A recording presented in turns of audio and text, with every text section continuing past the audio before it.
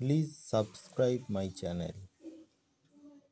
একটি অনুচ্ছেদ রচনা করো। অমর 21শে ফেব্রুয়ারি। 21শে ফেব্রুয়ারি বাংলাদেশের ইতিহাসে একটি অবিস্মরণীয় দিন। 1962 সালের এই দিনে মাতৃভাষার অধিকার রক্ষার জন্য বাংলার দামাল ছেলেরা প্রাণ বিসর্জন দিয়েছিলেন। বাংলা ভাষাকে রাষ্ট্রভাষা মর্যাদা দেওয়ার দাবিতে রফিক, সালাম, বরকত, জব্বর সহ আরও অনেকে পুলিশের গুলিতে শহীদ হন। তাদের আত্মত্যাগের ফলেই আমরা আজ বাংলায় কথা বলতে পারছি গর্বের সঙ্গে।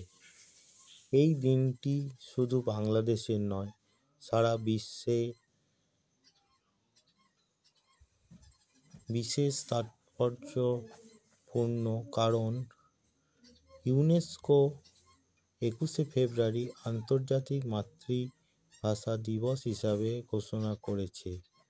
প্রতি বছর 21শে ফেব্রুয়ারি আমরা শ্রদ্ধা ভরে স্মরণ করি সেই সব বীর শহীদদের, যাদের আত্মত্যাগে আমাদের মাতৃভাষার অস্তিত্ব রক্ষা করেছে। এই দিনে সবাই কালো ব্যাজ ধারণ করে প্রভাত ফেরিতে অংশ নেয়, শহীদ মিনারে ফুল দিয়ে শ্রদ্ধা জানায়। চারিদিকে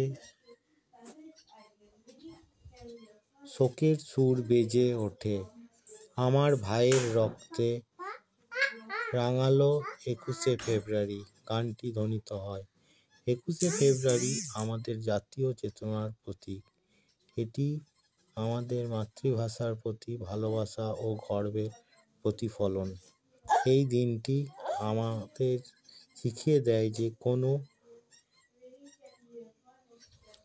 কোনো অন্যায়ের বিরুদ্ধে লড়াই করে ন্যায় প্রতিষ্ঠা সম্ভব।